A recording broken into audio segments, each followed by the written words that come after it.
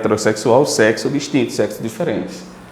Por ser feio e negro demais, é adotado por casal homossexual. Homossexual é o mesmo, posso dizer, o mesmo sexo. O garoto de 4 anos havia sido rejeitado por outros 3 casais heterossexuais. Atualmente, em um dos debates mais acirrados da sociedade brasileira, de respeito à capacidade de casais homossexuais fornecerem a estrutura familiar, eita coisa boa, fera, estrutura familiar, bota na cabeça, são as funções da família. Quais são as funções da família? A parte da estrutura sexual, além da sexual eu tenho também a educativa, além da educativa eu tenho também o quê? A econômica. Então, um casal homossexual pode dar a um indivíduo uma estrutura o quê? Familiar, para desenvolvimento de uma criança. Show de bola. Ao contrapor o senso comum de que apenas famílias constituídas por um homem e uma mulher pode oferecer essa estrutura, ganhou repercussão nas redes sociais. O caso do garoto de 4 anos que foi adotado por um casal homossexual após ser rejeitado por 3 casais heterossexuais com a justificativa de ser feio e negro demais. Não é à toa que o texto está disponível aí. O tema apresentado no texto refere-se ao conceito sociológico de comunidade, instituição social, indicadores políticos, igualdade de gênero ou democratização das classes trabalhadas. Aí tem um distrator bem interessante. Nesse aqui vocês podem perceber, eu tenho um casal de homossexual que adotou um garoto. Aí muita gente vai e associa, oxe, igualdade de gênero, porque o mesmo indivíduo que é homossexual pode fazer o que o heterossexual pode. Poxa, beleza, mas aí é outro assunto. Eu estou falando de uma estrutura familiar. E uma estrutura familiar eu só encontro aonde, fera?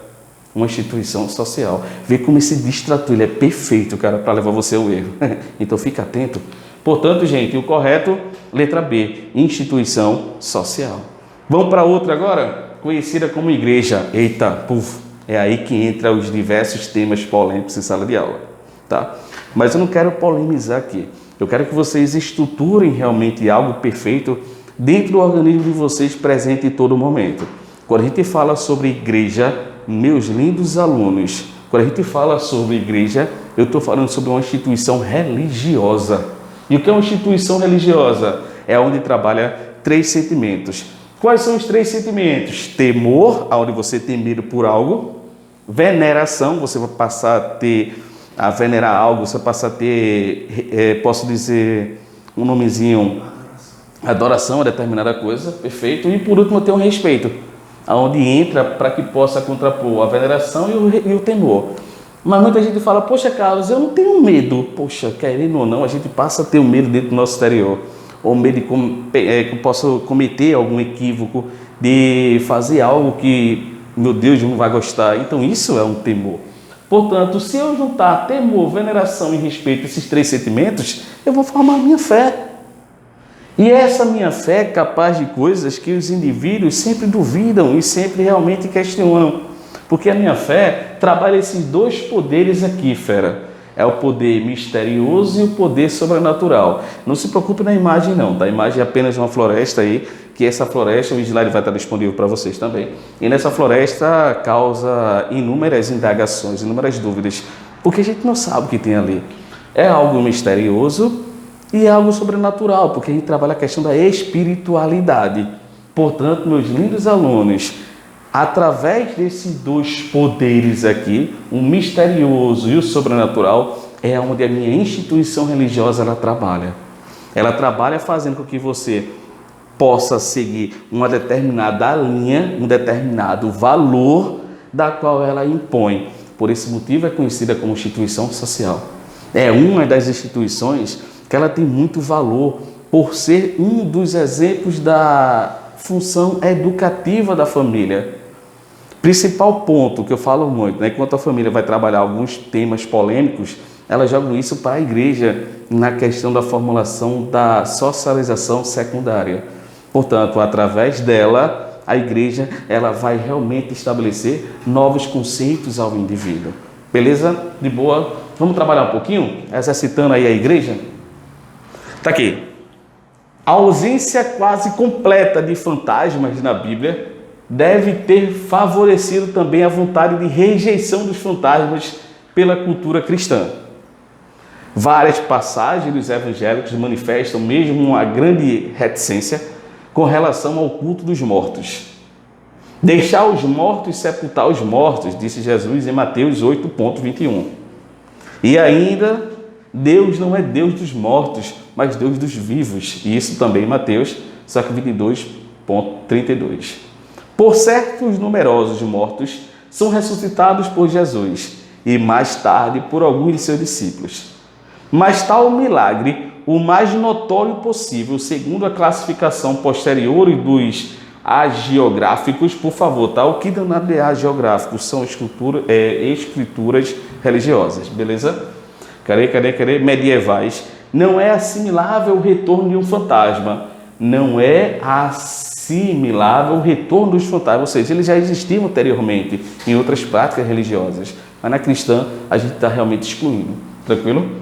Ele prefigura a própria ressurreição de Cristo, 3 dias depois de sua paixão. Antecipa também a ressurreição universal dos mortos no fim dos tempos. Portanto, de acordo com o texto, a representação da morte ganhou novos significados nessa religião para, letra A, extinguir a forma de ritualismo funerário. Não é à toa que o funeral ainda existe hoje em dia. É onde você vai prestar as últimas homenagens ao corpo do indivíduo. Letra B, evitar a expansão das antigas crenças politeístas. Opa, correto. Lembra que a gente falou aqui anteriormente, fera? Eu não vou assimilar o retorno de uma cultura que antes era praticada. Porque no cristianismo eu vou estabelecer apenas um só Deus, que no caso, que a gente realmente passa a adorar no lado cristão. Então, não só cristão, tá, pessoal? Por favor, tá? O muçulmano também adora-se um Deus, né? Precede um Deus. Várias religiões adotam o monoteísmo. Letra B. O sacramentar da execução do exorcismo de fiéis, não entra com esse processo não, até porque durante o período da Idade Média tivemos diversos e vários casos de, posso dizer, de exorcismo, né? Dentre eles a gente pode destacar aí a questão da Santa Inquisição, que foram atrás de diversos pontos, né, a ser abordado. Letra D. Enfraquecer a convicção da existência de demônios. Isso aí realmente a gente sabe que existe o dualismo, né, que você tem que estudar ainda hoje. Consagrar as práticas de contrato mediúnico transcendental. Então, como a gente já encontrou, a religião cristã, que é necessário que a gente possa atribuir, ela tirou dos seus textos a questão do fantasma, para que eu não possa realmente voltar às crenças do politeísmo, que a gente realmente observa muito esses detalhes.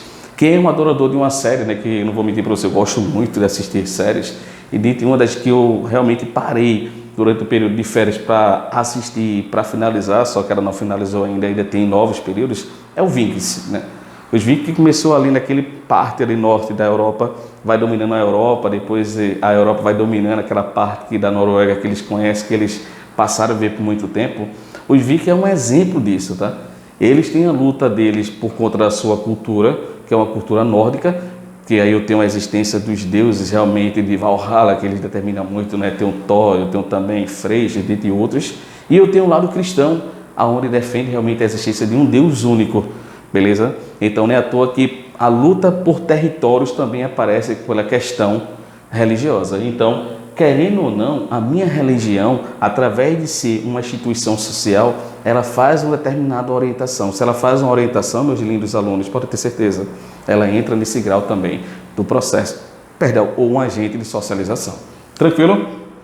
Então aí eu tenho a resolução dela, a letra B. Bora para outro? Aí eu tenho agora o Estado. E o que danado é o Estado? Perfeito, rápido, objetivo. Estado, máquina administrativa. Se o Estado, como máquina administrativa, ele manda e desmanda. É ele que organiza os principais índices, o IDH, o IDE, o IDS. O que é o IDH? Índice de Desenvolvimento Humano. O que é IDE? Índice de Desenvolvimento Econômico. E o que é IDS? Índice de Desenvolvimento Social. Por favor, bota na cabeça. IDH, humano, qualidade de vida. Beleza? O IDE, econômico. Aí eu tenho como referência o pagamento de impostos, aonde o Estado ele vai encher cada vez mais de dinheiro. Tranquilo? Índice de desenvolvimento social, eu tenho minhas obras na sociedade. Portanto, eu vou investir em saúde, educação, isso tudo é um índice de desenvolvimento social. Meus alunos lindos, eles estão o que, fera? Interligados. Observa comigo, tem esse exemplo. Vamos dizer Carlos Rogério aqui como principal figura. Carlos Rogério paga seus impostos. Acontece o quê? Aumento no índice de desenvolvimento econômico. Beleza? O Estado com dinheiro vai investir aonde? Saúde, educação, segurança, índice de desenvolvimento social. Se eu estou investindo em saúde, segurança, eu estou dando o que para o povo? Qualidade de vida. Portanto, eu tenho o IDH. Se eu tenho qualidade de vida, eu vou cumprir com minhas obrigações. Eu vou fazer o que, galera? Pagar meus impostos. Observa que é assim que funciona a minha máquina administrativa, conhecida como Estado. Aí você pode até falar, entra mais uma vez, professor, deveria ser assim. De fato, eu até concordo com muitas pessoas. Infelizmente, quando chega nessa parte de índice de desenvolvimento econômico, existem muitos desvios de dinheiro. Infelizmente, a corrupção existe no nosso território. Beleza? Não é à toa que um dos textos que eu acho perfeito, não vou falar texto, mas um dos pensamentos de Max Weber, ele fala que o Estado ele tem um direito legítimo para exercer a força. Não é à toa que a gente chama de o Estado de Direito. Estado de Direito de mandar e desmandar. Só quem pode ter esse poder é o Estado. Eu falo Estado como município, o Estado como Estado, o Estado como país. Tá, gente? Não é à toa que através da polícia militar, eu falo mais através desse ponto, polícia militar, ela está ali para estabelecer a ordem. E se for preciso usar a força para estabelecer a ordem, ela vai sim utilizar. Se eu não cumprir com as minhas responsabilidades de cidadão presente num Estado, eu vou cumprir, eu vou sofrer as consequências, porque o Estado ele tem o direito de exercer a sua força. Pensamento perfeito de Max Weber, que foi uma das temáticas de vestibulares por aí fora. Portanto, quais seriam os componentes do Estado? Território, população e instituições administrativas. Território, espaço físico, onde o Estado ele existe. Tranquilo? O Estado, mais uma vez, alertando a galera. Pode ser o município, como exemplo, o município de Paulista, Olinda. Eu posso ter o Estado, como o Estado de Pernambuco, Alagoas. E eu estou um país, que o Estado que é o país, que eu, como exemplo, tenho o Brasil. Portanto, o território ele vai estar dividido nessas três esferas: país, Estado e município. Beleza? Existem aí as configurações do bairro, mas é uma coisa à parte, tá? População, habitantes de onde? Do território. E essa população é responsável pelo pagamento dos impostos. Beleza? E instituições administrativas, o próprio não está falando, administrar o território, através presente de quem? Da minha população. Então, nessas minhas instituições administrativas aqui, eu tenho os três poderes: executivo, legislativo e judiciário. Os três poderes que vão administrar o território, espaço físico ocupado pela população. Vê que massa, fera. Portanto, bora fazer aí um exercício voltando para o Estado, para a gente finalizar? Assinale a opção correta a respeito de instituição social. Beleza? Letra A. É um sistema completo e organizado de relação social relativamente permanentes. Opa, permanentes. Já entra o probleminha. Que incorpora valores e procedimentos comuns e atende a certas necessidades básicas da sociedade. As instituições sociais, as atividades não são rotineiras, beleza, e imprevisíveis, e as relações entre os membros tendem a uma não padronização. Vamos colocar a letra A aí em off, tá? Bora para a letra B. O poder coercitivo, ou seja, de uma força, de uma instituição, está no fato de que a sua existência depende da vontade dos indivíduos. Basta esquecer suas regras ou tentar mudá-las para perceber sua força. Eu posso mudar uma regra do Estado? Não, então essa aí já passa a ser falsa, beleza? Na letra C, a institucionalização é o processo pelo qual certas atividades adquirem padrões de rotinas e são superadas e aprovadas para atingir o objetivo considerado importante. O papel é tido institucionalizado quando foi padronizado, perfeito, aprovado e esperado. Beleza? Aí eu tenho realmente o processo da institucionalização. Por favor, Carlos, o que é institucionalização? É quando cada vez mais eu vou adquirir padrão e a minha rotina. Só que essa rotina ela pode ser o quê? Alterada. Na letra D eu tenho: as instituições não tendem a regulamentar e a controlar o comportamento dos indivíduos. Poxa, eu vou nem continuar, né? Falso. Não é à toa que eu tenho um Estado como exemplo. Portanto, ficou na presença aí, ó, da letra A e a letra C, como principal das alternativas. E a correta, sim, é a letra C. Carlos, por que a letra A não é verdadeira? Volta para ela. É um sistema complexo e organizado de relações sociais, relativamente o quê? Permanentes. Falso, fera. Não é à toa que a gente lembra o que a gente atribuiu em família. A minha família está modificando cada vez mais. E não é permanente, não é fixo. Beleza? E ali minha letra C entra como correta. A institucionalização é o processo pelo qual certas atividades adquirem padrões e rotinas. Beleza. E são esperadas e aprovadas para atingir os objetivos considerados importantes. Um papel é tido institucionalizado quando foi padronizado, aprovado e esperado. Por que segue esses princípios? Como exemplo, a gente tem a igreja. A igreja defende um determinado ponto de vista e esse ponto de vista vai ser padronizado, é aprovado pela maioria e ao mesmo tempo vai ser esperado que as pessoas sigam. Da mesma forma, quando um legislador, esse do poder, lógico, né, legislativo, elabora uma lei para que a população possa seguir. Ele vai ser padronizado, estabelecido, vai ser aprovado, reprovado, vamos dizer, se for aprovado, ele vai ser esperado que seja o quê? Cumprido. Estou executando ali um papel do Estado, um papel nítido, claro, objetivado de institucionalização. E por último eu tenho aqui, né? Fácil pra caramba. Mais uma vez, questão do Enem para vocês. O Estado, como organização política, uma instituição social, foi objeto de análise dos três autores clássicos da sociologia, Durkheim, Weber e Marx. Para o sociólogo alemão Max Weber, o Estado se constitui como, letra A, um grupo de funcionários legitimados para exercer interesses coletivos. Poxa fera, aí eu já tenho mais no pensamento de Weber, beleza? Weber não, perdão, de Marx. Então entra como falso para o alemão Max Weber. Na letra B, um instrumento da burguesia para exercer a dominação sobre a classe trabalhadora. Mais uma vez eu tenho o pensamento de quem? De Karl Marx. Tranquilo? Na letra C, um grupo de pessoas eleitas para defender os interesses da classe dominante em qualquer momento histórico. Opa, mais uma vez o pensamento de Karl Marx. Na letra D, o monopólio legítimo do uso da força e da violência, o que permite a dominação dos grupos sobre grupos. Esse é o pensamento de quem? De Weber. Opa, o que ele quer saber? O alemão Max Weber, ele vai constituir o Estado como um monopólio legítimo, aquele que vai exercer a força para que o indivíduo possa executar. E a letra E, um arranjo político sem precedente na história da humanidade, dado o seu caráter racionalizado. Pensamento de Emile Durkheim, onde ele fala abertamente que o Estado ele tem uma razão para existir e todos que estão por vir é uma dúvida se vão aceitar ou não vão aceitar. Mas se não aceitar, a sociedade entra num colapso, conhecido como anomia social. Portanto, galera linda, aqui eu tenho como exemplo uma citação aí para que vocês possam usar nas gerações futuras, beleza? A educação não transforma o mundo, mas transforma o ser humano e o mesmo transforma o mundo. Meu querido amigo Paulo Freire. Até mais, galera. Tchau, tchau, gente. Fala, meu aluno método, tudo bem? Como é que vocês estão durante esse período aí de distanciamento social? Eu espero que vocês aí estejam cada vez mais se reinventando, tá?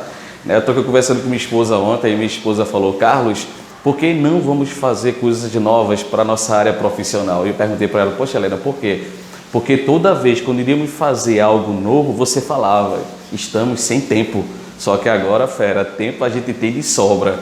Portanto, meus amigos, vamos inovar, vamos fazer essa readequação social visando uma melhoria para o nosso lado acadêmico. Beleza? Tranquilo? Então, seguindo o nosso planejamento, a gente chega nesse conteúdo hoje, o indivíduo e as instituições sociais. Conteúdo bastante polêmico, porque vai chegar temas que realmente vai atribuir situações que envolvem valores sociais, porém é um tema gostoso porque é sempre cobrado nas provas de vestibulares. O Enem gosta muito, velho, disso aqui, porque ela vai entender uma situação geral e não uma situação particular. Portanto, fica atento para esse detalhe, porque vai ser importante para a gente. Beleza?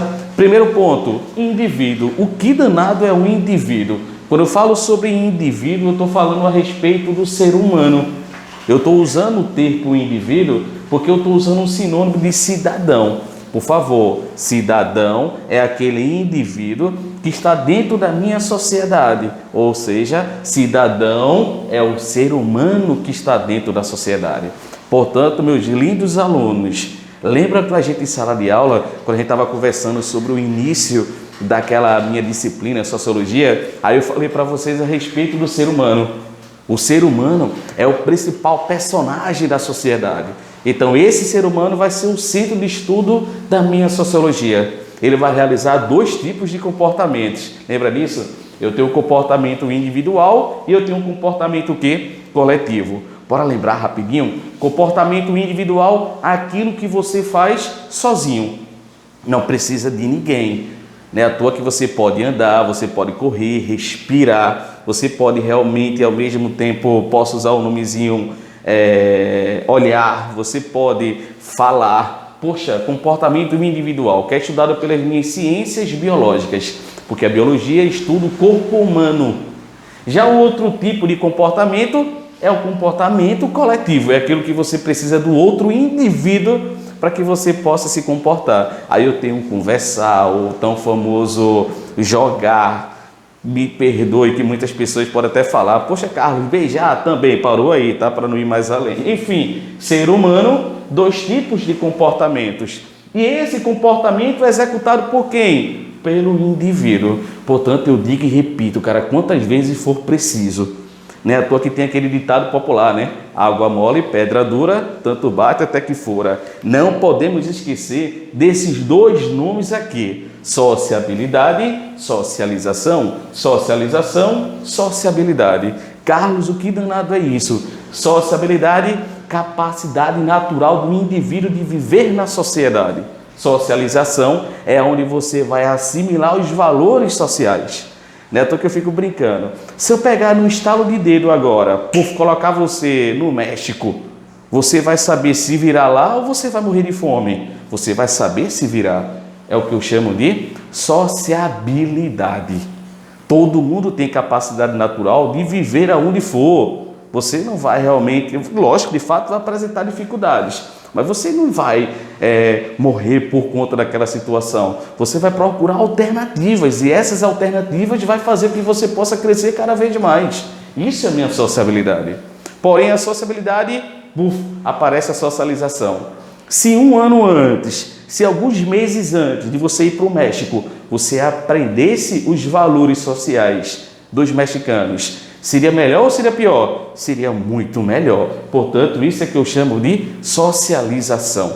Portanto, os 2 nomes, eles entram paralelamente, né? Eu gosto muito de usar o tópico do norte-americano.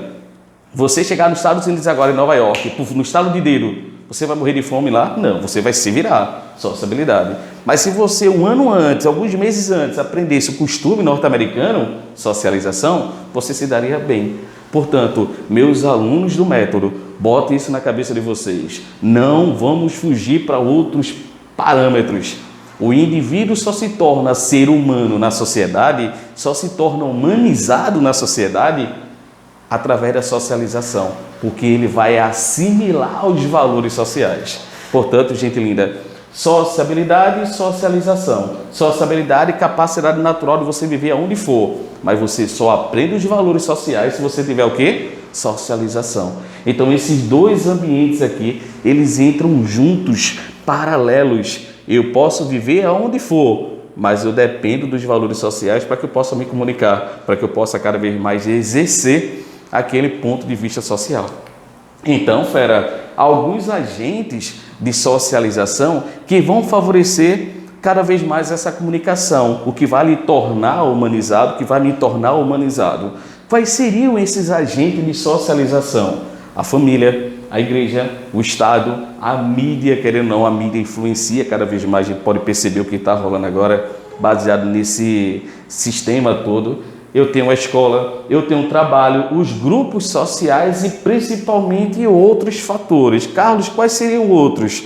Os grupos de amigos, a turma simplesmente posso dizer, a turma do pagode, a turma da bolada, que a gente joga bola sempre. Então, todos que vocês puderam observar são fatores ou agentes de socialização. Por que são agentes de socialização? Porque a gente não para, a gente está aprendendo constantemente. Não é à toa que a minha socialização, isso aí, vocês vão perceber com o passar do tempo, ela se divide em 2 pontos. Eu tenho a minha socialização primária e eu tenho a socialização secundária. A socialização primária é aquela que logo no início, enquanto você é criança ou adolescente, você aprende os primeiros valores sociais. Mas a secundária já aparece com a galera lá de fora, na rua, com os amigos, com os professores, numa escola. Então ali você vai aprender novos valores, já aparece a socialização secundária. Portanto, observa que todos que estão dentro do ambiente social são agentes de socialização. E o que é um agente de socialização? O que lhe favorece para você aprender cada vez mais. E posso dizer um tópico, esses agentes aqui, eu vou pegar alguns deles que são importantíssimos e eu vou transformá-lo em quê? Em uma instituição social. Por que instituição social? Porque eles passam a ser fundamentais na socialização do indivíduo. Portanto, para colocar isso na cabeça, sociabilidade, capacidade, socialização, assimilação. Então, para a gente cada vez mais ficar por dentro desse conteúdo, eu trouxe aqui um exercício com 2 questões de vestibulares para que a gente possa cada vez mais. Essa primeira foi do Enem, tá? Observa como a minha socialização e sociabilidade está presente. Primeira questão. Lendas e mitos relatam história de heróis que, mesmo crescendo no isolamento, isolamento, eu não tenho nenhum tipo de relação social, tornam-se humanos. Rômulo e Remo, Tarzan, Mowgli, apresentando comportamentos compatíveis com os demais seres humanos. Beleza. Sobre histórias como estas, assinale a alternativa que corresponde ao que diz a sociedade. Beleza? Aí eu tenho. Mesmo em condição de isolamento, o ser humano é capaz de se tornar humanizado, dado a sua sociabilidade. O que torna o ser humano humanizado é a minha socialização. Então essa questão aqui, ela está falsa. Beleza? Na letra B, eles podem ser considerados humanizados, mas não seres humanos. Eles podem se tornar humanizados? Onde é que eu tenho Tarzan, Remo e Rômulo, Mowgli? Eles estão em interação com outros no seu ambiente? Não. Então não tem uma minha socialização. Portanto, eles não são humanizados. Na letra C, mesmo em isolamento social, podem, por meio da socialização, aprender o que é comum aos indivíduos que vivem em grupos? Como? Que ele não tem contato com outras pessoas. Então a letra C, ela também vem a ser o quê? Falsa. Aí aparece a letra D. Para se tornar humano, o ser humano tem de aprender com seus semelhantes uma série de atitudes que jamais poderia se desenvolver ou desenvolver no isolamento. Verdadeiro ou falso? Verdadeiro. Aí você pergunta, professor, mas ele não já é ser humano? Lembra o que eu falei anteriormente. Tornar humano é o ser humanizado, é aprender os valores de uma sociedade.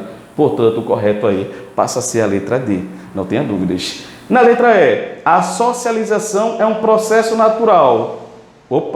Beleza. Não se concebe apenas através do outro ser humano. Poxa, é aí que a gente fala, é do outro ser humano que a gente vai entrar em interação. E essa interação, ela sim depende do outro. Portanto, galera linda, está aqui como correto a letra D. Para se tornar humano, o ser humano tem que aprender com seus semelhantes uma série de atitudes que jamais poderia se desenvolver no isolamento social. Então, bota mais uma vez na cabeça a importância dos 2 nomes, sociabilidade e socialização. Beleza? Tranquilo? Bora para a segunda, um pouco mais extensa, até porque as questões do Enem, ela pede para que você possa ter aquela habilidade na leitura. Então vamos lá. Segundo, o processo de socialização começa pela família, beleza, passa pela escola e chega aos meios de comunicação. mas inclui outros caminhos, como o convívio com a comunidade do bairro, da igreja. Quando nascemos, já encontramos prontos valores, normas, costumes e práticas sociais. Também encontramos uma forma de produção da vida material que segue determinados parâmetros. Muitas vezes, não temos como interferir nem como fugir das regras já estabelecidas.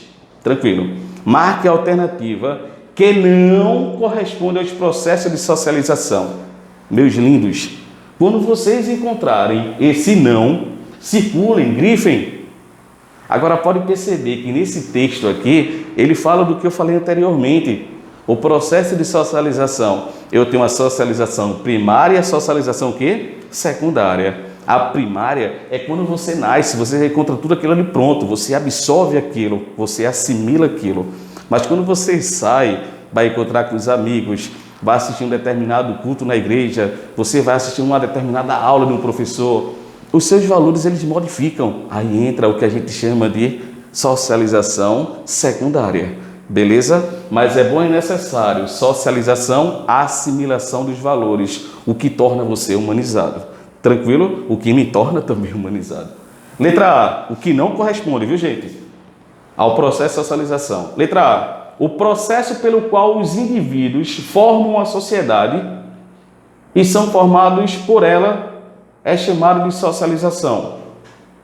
Vamos colocar um ponto? Não, ponto não, tá verdade ela. Eu quero saber o quê? O não. Vê como a questão engana até o professor, fera. Eu quero saber a falsa. Portanto, o processo pelo qual o indivíduo forma a sociedade e são formados por ela é socialização. Sim, é que eu vou assimilar cada vez mais a minha sociedade. Portanto, essa alternativa aqui, ela está correta. Beleza? Eu tenho que encontrar a falsa. Bora para a letra B? O primeiro espaço de socialização é a família. Beleza. Como o contexto histórico não influencia nos processos de socialização. Opa, influencia. Várias gerações de uma mesma família conseguem ter o mesmo tipo de socialização. Poxa, bora colocar um ponto? Bora para a letra C? O indivíduo atua na sociedade, beleza. Assim como a sociedade atua no indivíduo. Correto, porque eu vou assimilar. Tranquilo. Letra B. Cada indivíduo, ao fazer parte de uma sociedade, insere em múltiplos grupos. Grupo ali ó, da galera do cursinho, grupo da galera do pagode, da galera do rock, da galera que gosta ali de jogar Clash Royale, né? E instituições, família, escola, igreja, que se entrecruzam com a família. A escola e a igreja, acabei de dizer, né, fera? Então essa aí também está o quê? Correto. Tranquilo? Na letra E, ainda que cada sujeito tenha a sua individualidade, esta se constrói no contexto das relações sociais, como os diferentes grupos e instituições dos quais ela participa, tendo por isso experiências semelhantes ou diferentes delas de cada outras pessoas. Correto. Não é à toa que você vai levar o seu contexto, sua experiência para outra pessoa e discutir cada vez mais. Portanto, a única que apresentou aqui, a cada vez mais aquela, posso dizer, interferência para o lado de socialização, foi sim a minha letra B, aonde ela vem a ser falsa. O primeiro espaço de socialização é a família, beleza. Com o contexto histórico, não influencia nos processos de socialização. Parou, influencia sim. Não é à toa que eu fico observando muitos detalhes das pessoas. Eu vou usar um exemplo agora, por favor, tá? Não me leve a mal por isso.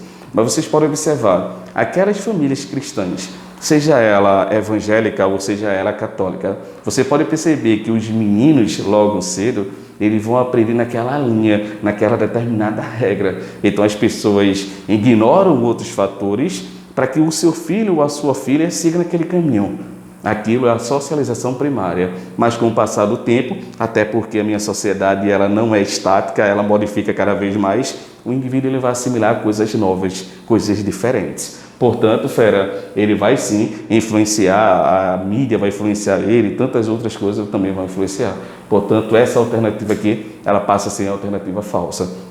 Então, se você perceber, os agentes, eles interferem no indivíduo.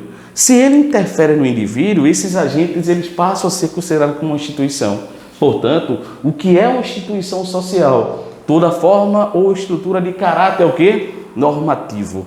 Poxa, quando encontrar aqui o normativo, eu lembro de duas coisas. O nome da minha mãe, Norma, beleza? Normativo, normas. Normas de uma sociedade. Portanto, eu tenho regras aonde elas devem ser cumpridas. Eu tenho leis aonde elas devem ser cumpridas. Por que eu preciso cumprir as minhas leis e minhas regras? Porque simplesmente é o bem comum. Eu tenho aí o que a gente chama de mecanismo de sustentação. Eu vou controlar todas aquelas pessoas. Aonde eu encontro isso? Na família, na igreja e no Estado. Neto, que eu fico brincando em sala de aula com os alunos. Na hora quando a sua mãe lhe chama a atenção para uma determinada coisa, ela está impondo para você regras, é um caráter normativo. Na hora quando a igreja determina um certo valor, poxa, é um caráter normativo. Você vai seguir aquilo que o pastor, que o padre, ou que outras lideranças religiosas elas abordaram. Quando o Estado, seja município, o Estado ou setor federal, impõe uma regra, você vai seguir, porque essas regras ela passa a ser como um mecanismo de sustentação. Portanto, instituição social, toda forma ou estrutura de caráter normativo, para que eu possa controlar aqueles indivíduos, cidadão, dentro da minha sociedade. Então vamos conhecer cada uma dessas aqui, beleza? Primeiro, família. O que é família, Carlos? É aquele agrupamento que se dá através do casamento. Para a sociologia, o casamento realmente, de fato, forma-se uma família. Ficou pensando um pouquinho, né? E essas dúvidas seriam pertinentes também se a gente estivesse juntos. Porque um aluno pode levantar o braço e dizer: Carlos, eu estou com um problema, eu não estou entendendo. Vamos dizer um exemplo de um homem que vai para uma balada dessa, não só à noite, pode ir de tarde ou pela manhã, encontra com a mulher. Assim como eles se encontram, um se apaixona pelo outro, decidem realmente morar sozinhos, e a partir daí nasce um filho deles. Esse filho sou eu, então o homem e a mulher, meus pais. Não sou uma família, professor? Porque eles não se casaram. Calma, gente, é sim uma família. Porque, como eu falei para vocês, a família ela é formação de um agrupamento de indivíduos. O que é um agrupamento de indivíduos? Eu juntei mais de uma pessoa. É o que a gente chama de grupo social. Beleza? Portanto, essa minha família aqui, ela pode ser uma família endogâmica ou exogâmica. Por gentileza, endo, dentro, exo, fora. Gâmica provém de gamia. O que é gamia? União. Portanto, eu tenho uma união dentro do meu círculo e eu tenho uma união fora do meu círculo. Então, aí apresenta casamento endogâmico, é o casamento de pessoas com as mesmas características, seja características culturais ou seja características físicas. Há um exemplo: um negro com negro, uma branca com uma branca, um católico com católico, um católico com evangélico. Ou seja, endogâmico. Por que católico e evangélico, Carlos? São caras com culturas diferentes? Não, são cristãos, tá? Mesmo com suas definições diferentes. Quando eu falo sobre casamento exogâmico, aí sim, são culturas diferentes. Onde eu posso encontrar o muçulmano casado com a católica. Poxa, que diferença do caramba! Aí é um casamento de cultura diferenciada, casamento exogâmico. Portanto, o casamento, agrupamento de indivíduos, ocasiona o que a gente chama de quê? Família. E a família é a primeira instituição social do indivíduo. Anote isso aí para que você não possa perder. Assim como você nasce, você já faz parte dessa família. Então isso aí é mais do que importante, é primordial. Beleza? O casamento em si, a família, só para a gente determinar mais ainda, formada pelo casamento. O casamento pode ser endogâmico ou exogâmico, mas ele também pode ser monogâmico ou poligâmico. É onde a gente fala muito com o pessoal, né? Existe aí a minha monogamia e a minha poligamia. Monogamia, mono, um. Poli, vários. Gamia, como eu falei para vocês anteriormente, união. Portanto, eu posso ter na monogamia apenas um cônjuge e aqui na poligamia eu posso ter vários cônjuges. Tranquilo? Calma que a gente vai ter que seguir determinados parâmetros judiciais, tá? Eu sei que muitos meninos aí podem dizer: poxa, Carlos, a gente observa nos países árabes, lá existe a minha poligamia. Perfeito. essa minha poligamia que existe nos países árabes, eles são autorizados por lei, porque o judiciário, o executivo de lá, ele faz com que o indivíduo ele possa ter mais de uma mulher, mas com uma determinada finalidade, é para que você possa sustentar aquela pessoa. Como todo mundo sabe, nos países árabes, o patriarcalismo ele é muito mais alto, é muito mais forte do que vocês possam imaginar. Então, cada vez mais, na minha poligamia lá, é positivo para as mulheres.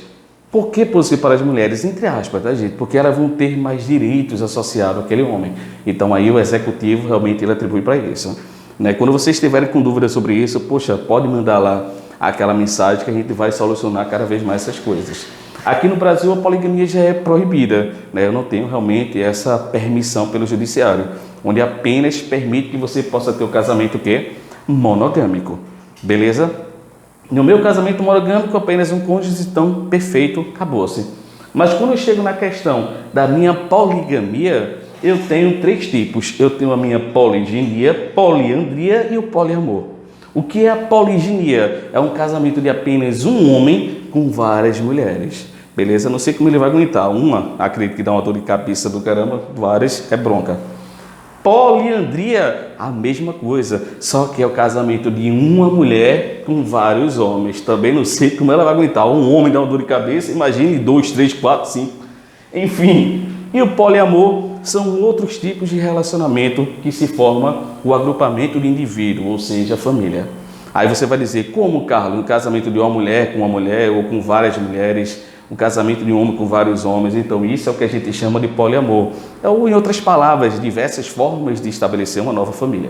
Portanto, esses 3 tópicos aqui, eles são presentes dentro da minha poligamia, porque permite que você possa ter mais de um cônjuge. Então, poliginia, a gente observa mais nos países árabes, onde o homem, o patriarcalista, ele é muito mais executado.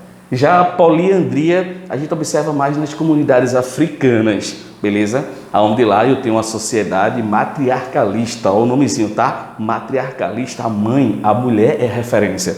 Por que a mulher é referência, Carlos? Porque ela dá o sentido à vida, é ela que dá a luz. Então, ela é a referência principal. Então, na minha poliandria, ela pode escolher, eu quero ele, eu quero ele, eu quero ele. Ou seja, eu quero construir um agrupamento de indivíduos, eu quero estabelecer uma família. Então, recapitulando aqui para que você não possa esquecer. Família se dá através do casamento, beleza? Esse casamento pode ser endogâmico ou quê? Exogâmico. Dentro do próprio grupo de culturas ou características físicas, fora do grupo de culturas ou características físicas. Há um exemplo, Carlos Rogério casou com uma muçulmana. Oxe, casamento endogâmico ou exogâmico? Exogâmico, beleza? Carlos Rogério cristão casou com uma muçulmana, casamento endogâmico. Carlos Rogério cristão casou com uma cristã, casamento endogâmico, beleza? Como é uma mulher só, monogamia. Mas se fosse várias mulheres, poligamia. Beleza? De boa? Ficou fixado aí? Acabou família? Não, é uma das mais importantes instituições sociais.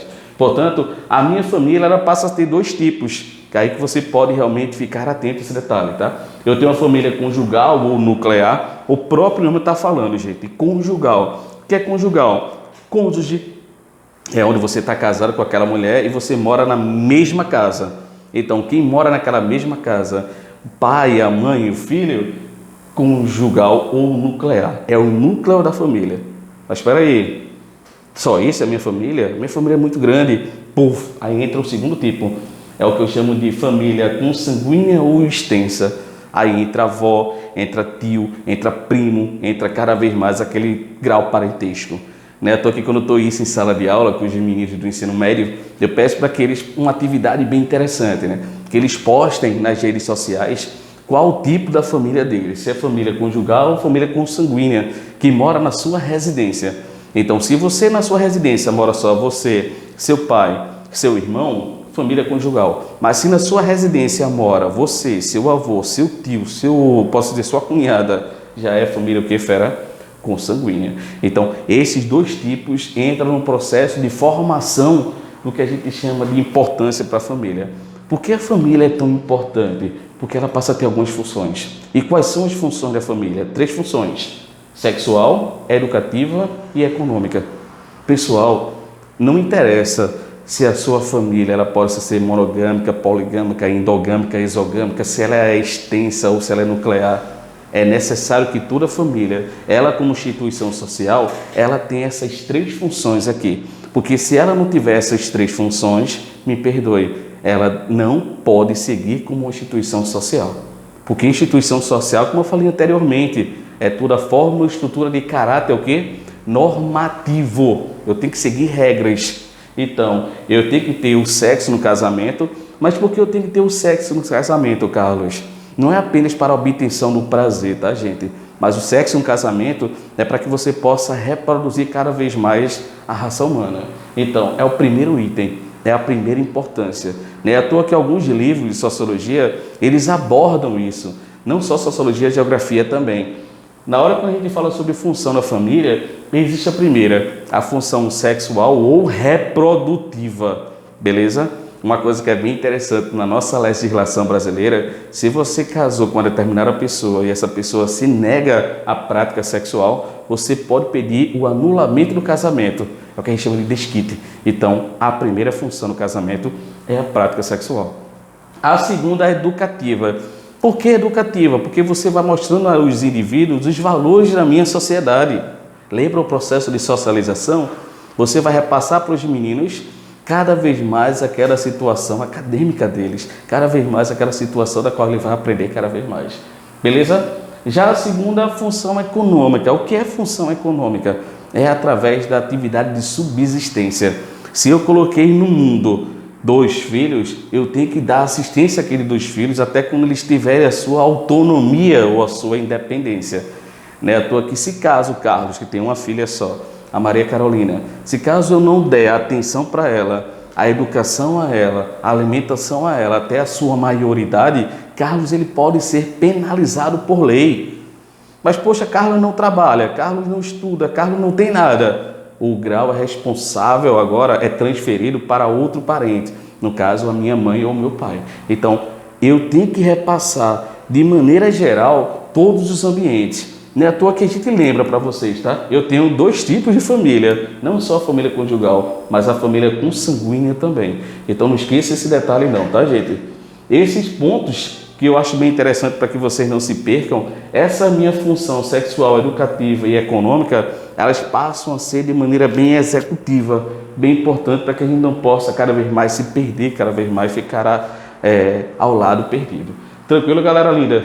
Portanto, segue adiante. Vamos exercitar a importância da família, para que a gente possa cada vez mais ficar na tranquilidade, né? A gente aí mudou essa cor aí só para animar melhor ainda. Beleza? Vamos trabalhar aqui em instituição social? Aí eu tenho uma família.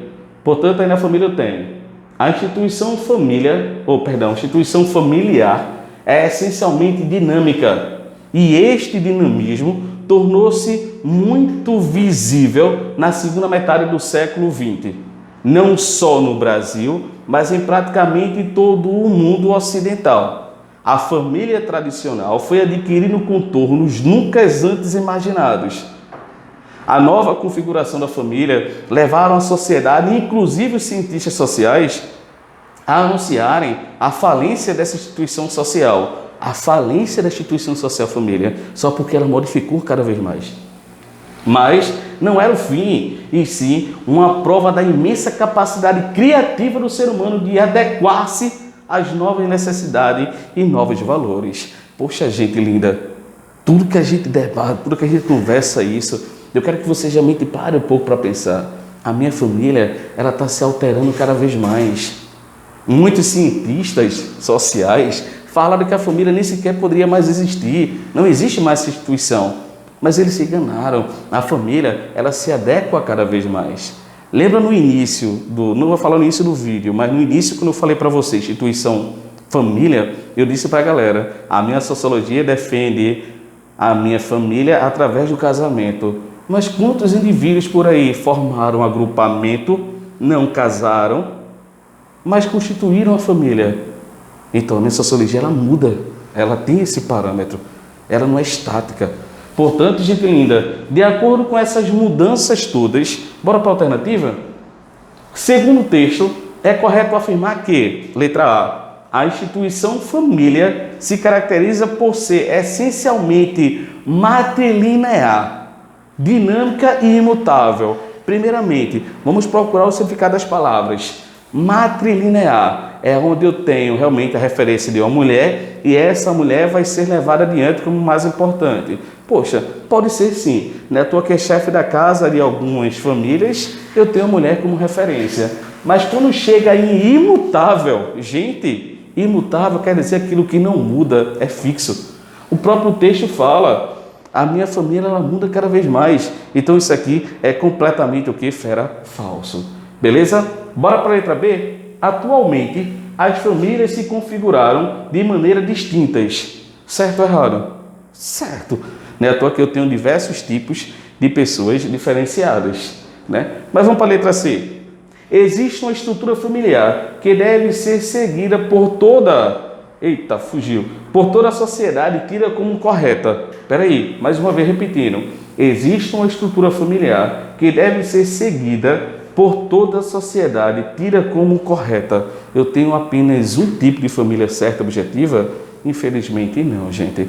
Aí eu faço uma observação para a galera. Eu tenho vários tipos de indivíduos, cada um com cultura diferente, cada um com parâmetro diferente. Beleza? Na letra D, não se configura como família onde não há presença de pai ou de uma mãe. Eita, lembra que a gente falou anteriormente? Configura-se como família simplesmente até mesmo o indivíduo que vai adquirir um novo pai através do novo relacionamento da mãe, uma nova mãe através do novo relacionamento do pai. Aí entra aí o que a gente chama de padrasto e madrasta, né? E a letra E, a família tradicional é imutável e estática. Poxa, fera, imutável mais uma vez, a gente coloca como falso, porque a gente sabe que ela muda. Portanto, galera linda, a resposta correta é a letra B. Atualmente, as famílias se configuram de maneira o quê? Distintas, ou seja, diferentes, para que vocês não possam se perder cada vez mais. Tranquilidade? De boa? Vamos para o segundo? Eu acho perfeita essa questão. Foi do Enem também, tá? Mas ela é ao mesmo tempo nível fácil, segundo o TRI. Mas o texto provoca realmente altos atritos. Vamos lá para ela, né? Amor. É uma palavra bonita, né, cara? Amor. Menino rejeitado por casais